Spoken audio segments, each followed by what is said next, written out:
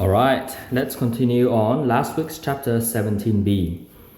Okay, let's do a bit of a recap. What is a normal, right? What is a normal curve in the normal distribution? So remember, you need two things. First is the mean, right? And let's go back to revise the standard normal curve. Standard means the mean is 0 and then the standard deviation equals 1. So what does that mean? It means that on this scale here, from 0, it will be centered around 0. And then it will go 1, 2, 3 standard deviation to the right, and -1, -2, -3 standard deviations to the left. Then the majority, so this graph will keep on going forever, right? But the majority will be between plus minus 3 standard deviation away from the mean.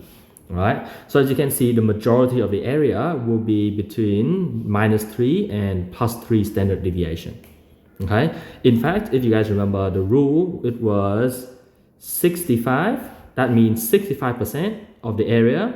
So 65% or the area is 0.65 from -1 to 1 standard deviation.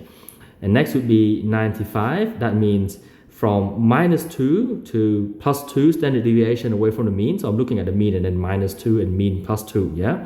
So, yeah, so it will be 95% of the area will fall within -2 and 2. Remember, the total area is 1, aka 100%.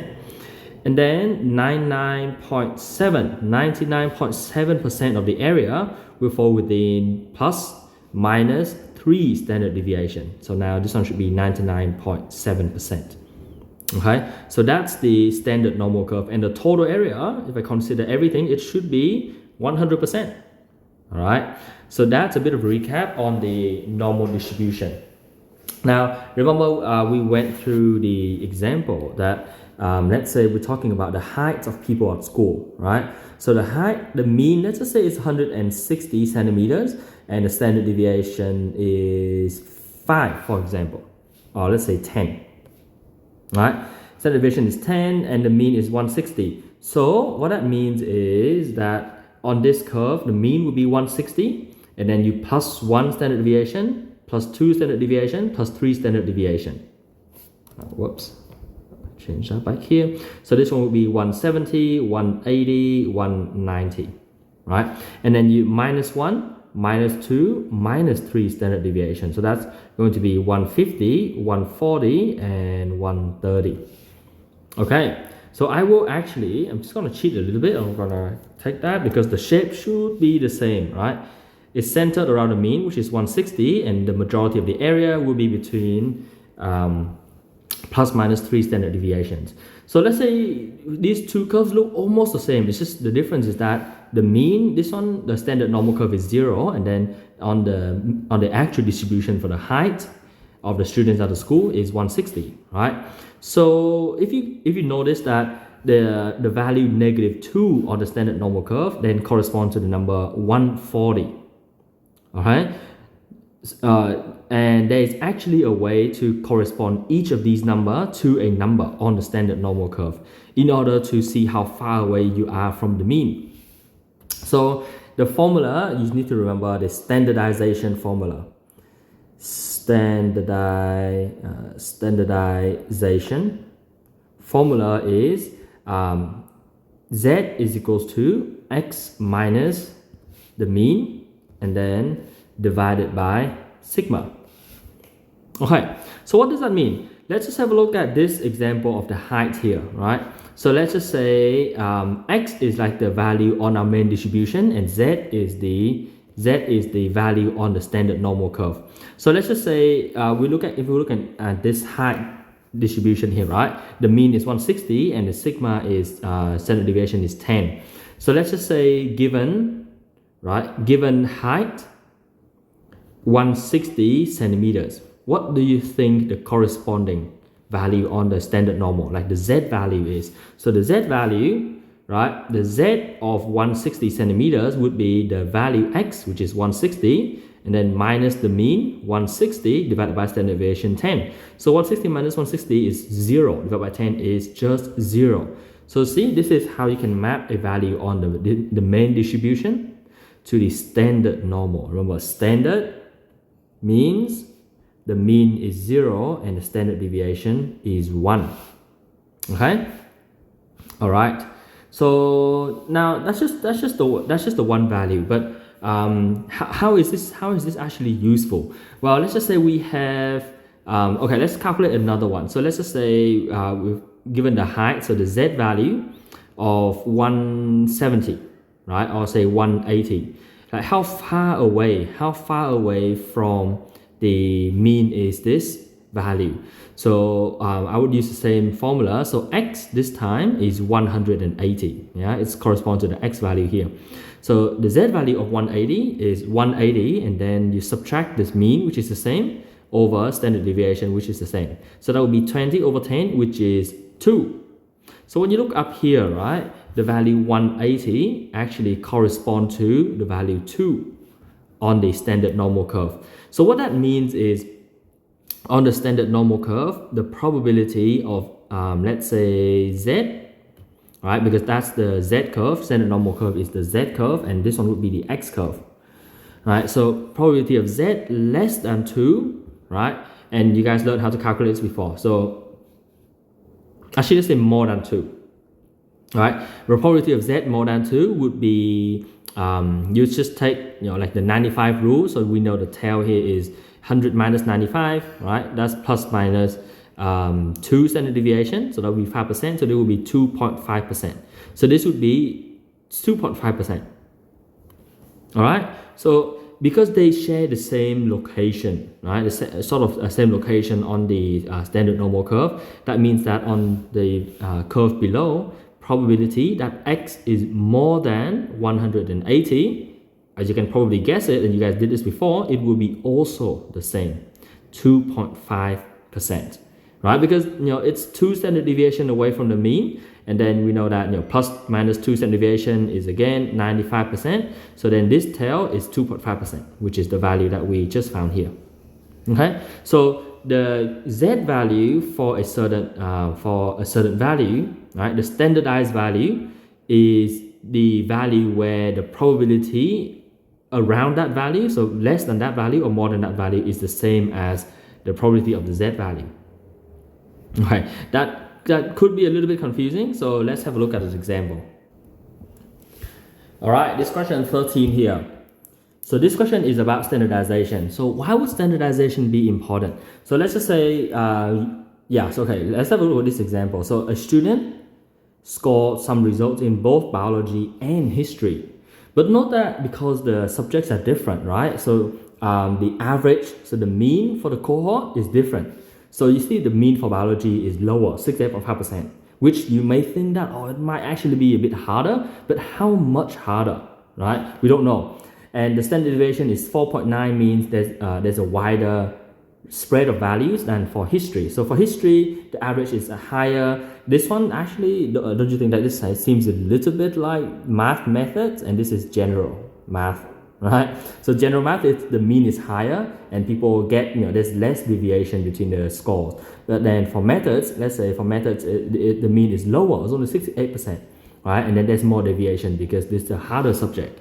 So then someone getting 77 in, let's just say we swap these two, right? So someone getting 77 in methods versus someone getting 79 in general math, like, you know, what's the better score? So this is actually the same problem in calculating ATAR scores.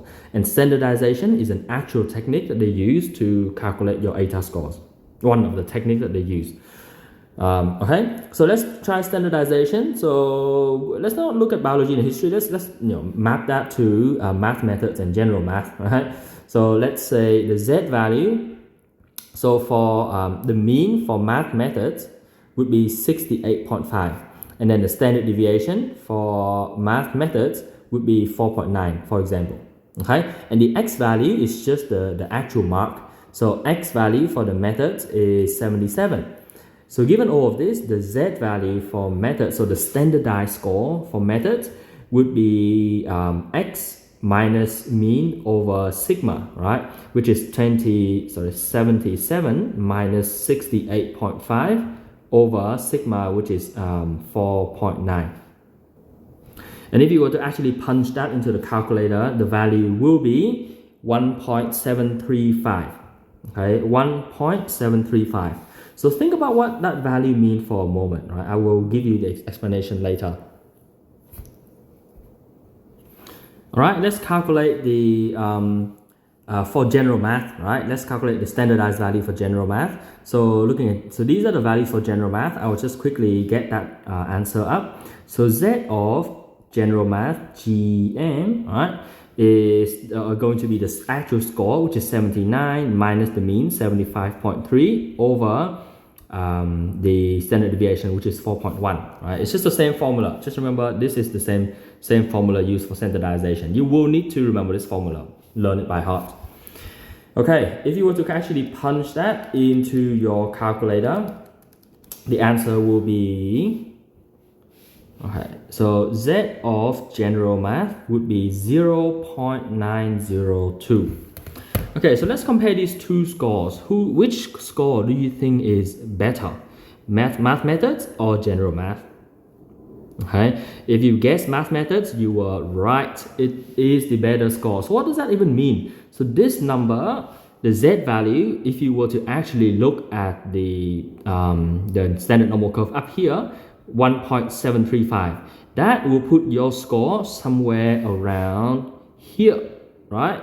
1.735. So this point represents where you are in the curve for in the normal distribution curve. So this is the math method score. All right, that's actually way above average. And if you were to round it up to 2, you would calculate that, oh, you're actually the top 2, about the top 2.5 or 2 point something, or maybe 3 point something.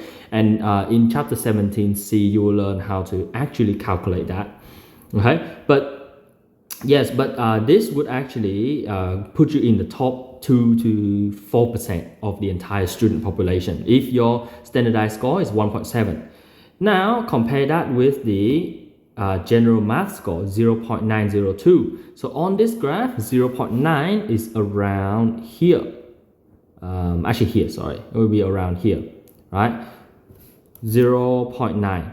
So this means that this actually is a worse score than the math method score, because you're only in the top. Let's say if you were to calculate the right tail of 1, because remember it would be 68, right? So right tail would be 16%. So you're only top 16%, right? So this one would be top 16%. But then the methods, if it's around here, let's say that if you were to calculate it later, it would be about top 4% of the population. Okay, so that math method score, even though it's actually lower than the general score, puts you at a higher position compared to the other students. Okay, so that's why we need to learn about standardization.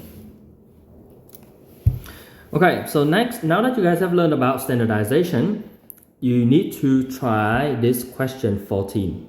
Okay, try question 14. Calculate the standardized mark. Remember, the formula is just Z is equals to X minus mean over sigma, right? This is the only formula you need to remember for this one.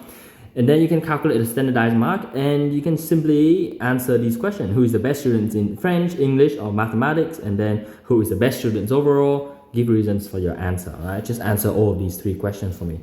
And that would be the end of all of the content for 17B. Okay, now let's move on to 17C, determining normal probabilities. So far you guys have learned how to calculate the probabilities using the 65, that should be 68, my bad. So okay, so that should be 68, 95, 99.7 rule. Okay, 68, 95, 99.7 rule is used only in the case of non-calculator. If you're given the calculator, you will need to learn how to use the calculator to actually calculate the probabilities. So similarly, let's have a look at, okay, let's try to copy these ones down. I'll give you guys a visual explanation. 1, 2, 3, 1, 2, 3, minus 1, minus 2, minus 3. All right, so let's say this is the standard normal curve. Because remember, we're talking about the standard normal random variable, right? Z. Okay, so if for question A, they're asking probability -1. So Z is between -1 and 2.5, right?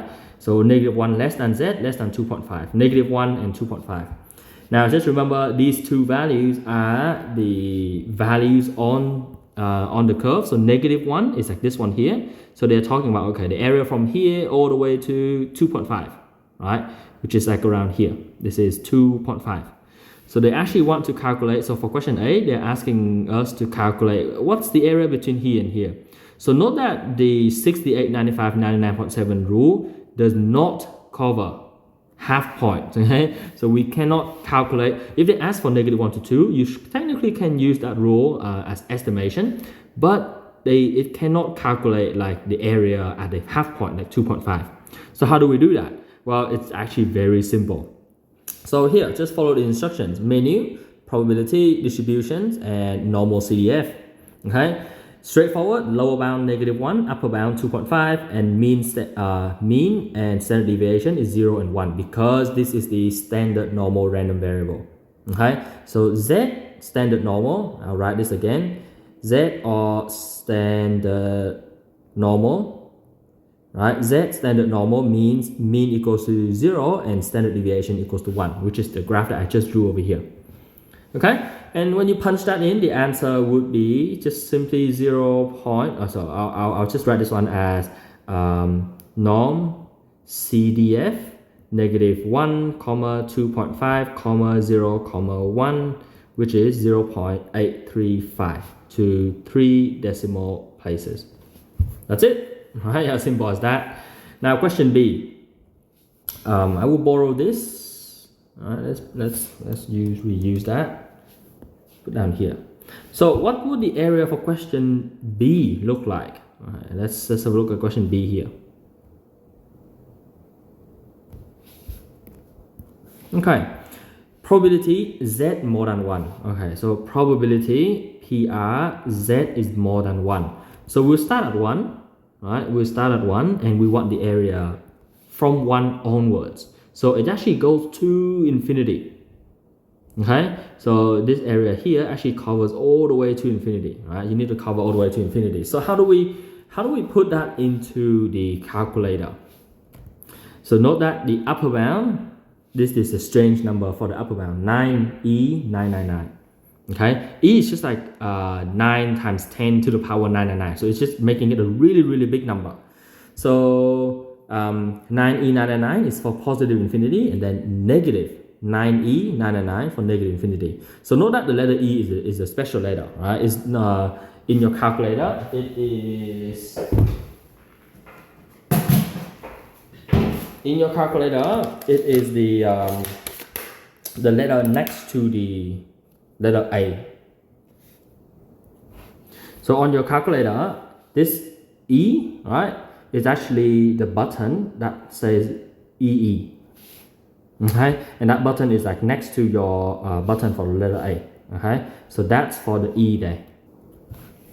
Okay, so yeah, the rest is the same. The lower bound is 1, the upper bound is basically infinity, and then mean 0, sigma 1, and that's it. The area should be that.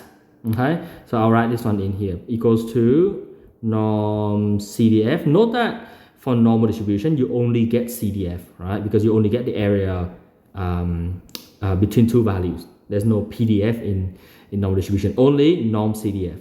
So lower bound 1, upper bound 9E999, and then mean is 0, standard deviation is 1. So that would be 0.159. to 3 decimal places. So again, what that means is that the area from 1 onwards actually is about 0.159, which is about 16. So that's roughly 16%. And remember the rule, 68, 95, 99.7? Yeah, it's actually fit here because if between -1 and 1, it will be 68%. Then if you were to calculate it, this should be about roughly 16%. And actually, it is 15.9%. Right? So the actual value is 15.9%. But in a non-calculator environment, you just be expected to know that it's 16%. That would be good enough. Okay, but the actual value, that's why I'm saying when you have the calculator, you will need to use the calculator to find out, because it's not 16, yeah, and this is not 68. It is like 68 point something. Okay, so that this one would be 15.9%. So technically that should be 15.9%. All right, 15.9%. Okay, so that's a more accurate value. Okay, so that's about determining normal probabilities using the calculator. All right, let's try the next example. So in this next example, right, we're talking about finding, okay, so note that the previous example, we're always finding the probability. But in this example, we're not finding the probability. We are given the probability. Yeah, so this is a little bit different. So again, this question is a bit different. Mean is 100 and standard deviation is 6. So if I were to draw that again, it would be 100, 1, 2, 3, 1, 2, 3. So that would be plus 3 times 6, which is 18. So that was 118, and then minus 18 would be 82, around there. Okay, and then if I were to draw the standard normal curve or the bell curve, okay, it looks like kind of looks like a bell. Okay, now what they're saying is they want to find a value k such that the area less than k or to the left of k is 0.95. So they're saying, okay, I want 0.95 is the area to the left of value k. 0.95 is a pretty big area, so let's just say I'm going to guess the value k to be like around here. All right, so this is the value k. And what they're saying is that the area to the left of it is 95%. All right, so this area to the left is 95%, or 0.95 is the area to the left of k. So you see, this is very different, right? Because previously, when we were drawing it, we didn't know the area. We only know the value, right? Where value is 1. And then you're trying to find the area to the right of 1. And then in this case, the two values are -1 and 2.5, and you're finding the area between these two values, right? But so we have the values on the number line. But in this example, we don't know the value on the number line, right? We know the area to the left of that value, but we don't know the value itself. So you actually need to use a different technique. It's called inverse normal. So note that inverse normal, you fill in 3 things. The mean, right, is the same given here. Standard deviation is 6, also given here. Now the area, okay, this area is always area to the left, right? It's always the area to the left. And then you see, I'll show you some examples later, but note that you will always fill in the area to the left, right, of the value that you're trying to find. Okay, so then k, so in this case the area to the left is just 0.95, which is what we drew over here. So then k would be inverse norm, right, and the area to the left is 0.95, mean 100, standard deviation 6, and that would be 109.869. okay, so 109.869, where about is this value? So let's say if we were to put the actual 2 ticks back in, right, we'll see that standard deviation is 6, so that would be 106, and this would be 112. So they're saying that the k value, 109 point something, is actually around here, right? So this is the k value, and the area, I'll redraw that. Now that I know where the k value is, let's redraw that.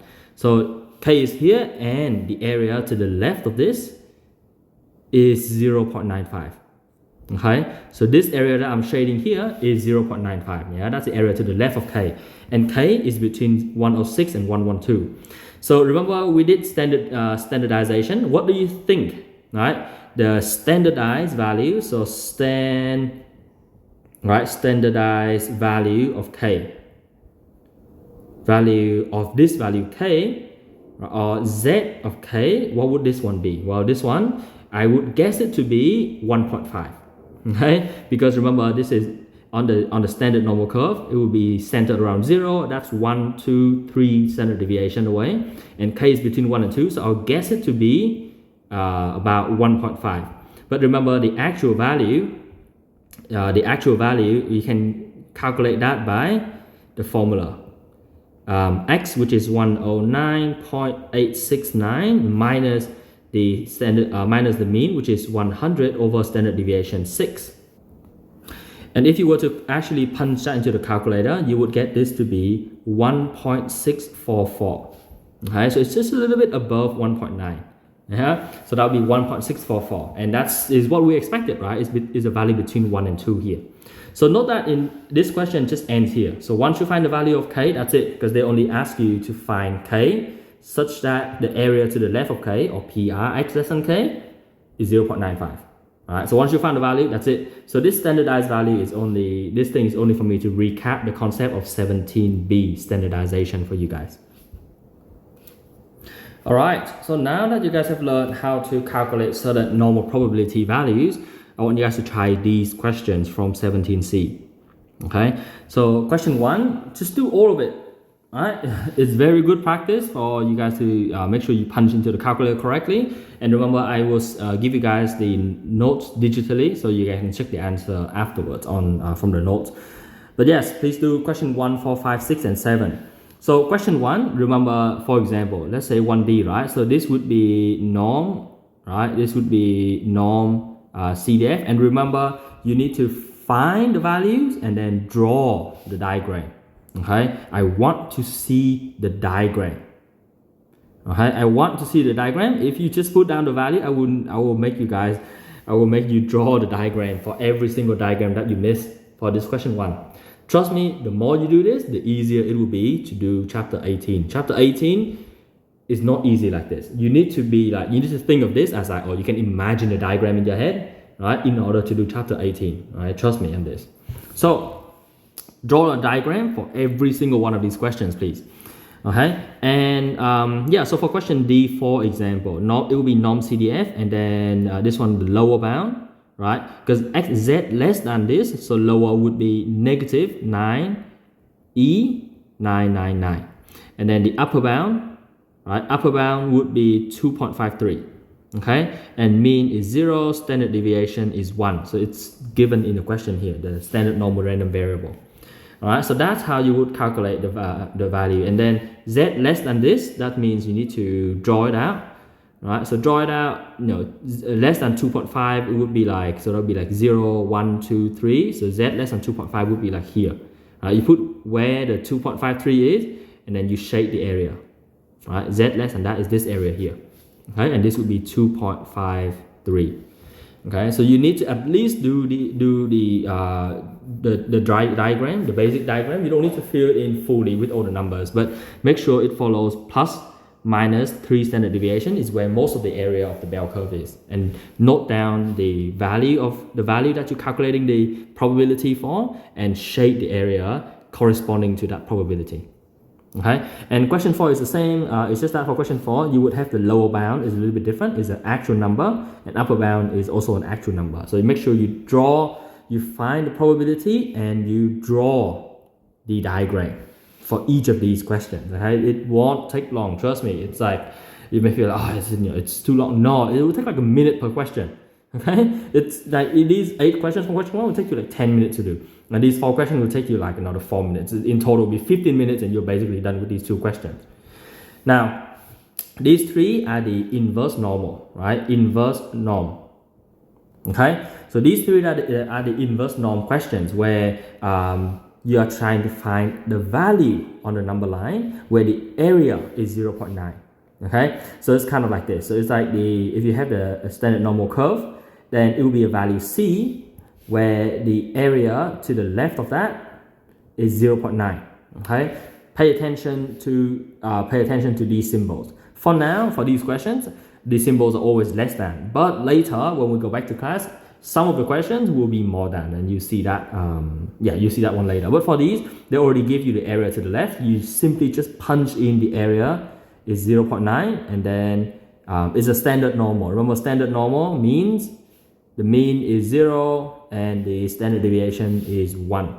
Okay, so same thing, find C. So you draw the diagram. This is like basically I've drawn you guys the diagram for question 5 here. And just make sure you note in the area, right? So the area is 0.9. I'll actually write the area in here. So 0.9 is the area to the left of this point C. Okay. Yeah, I'll just quickly shade small parts like that. Okay, so the area is 0.9 to the left of C. So draw the diagram and find the value of C using inverse normal. And if you have any doubt, just go back to example 5, what I went through earlier, rewatch that, and you should be able to do all these 3 questions a minute each. That's all. Okay, and the last concept that I will cover for 17C that you guys will need to go and practice, learn it yourself at home, is this idea of about finding values where the values symmetric about the mean. So they're saying that, okay, find 2 values C1, C2, and it's implied that if you're asking you to find 2 values, it's symmetric about the mean. Okay? And then they are asking, okay, so probability of X between these 2 values is 0.95. So it's saying that from the mean, let's just say this is the mean is 100, right? Standard deviation 6. It will plus the same amount. Let's say plus, if you were to work it out, 111. Let's say plus 11. You get to this point, and then you take 100. You minus 11. You get to the C1 value. Okay, so that's what it means by symmetric about the mean. And because it is symmetrical, you can do that same thing where what we were doing earlier with the 68, 95, 99.7 rule, where the area in the middle is 0.95, which means the area on each tail is 0.025 or 2.5%. Okay, so for C1, so remember for C1,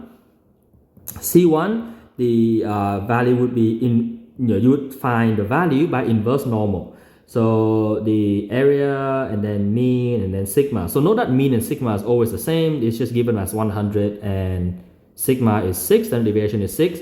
Now the area, remember this is always area to the left. Okay, so for C1, the area to the left is just your 0.025.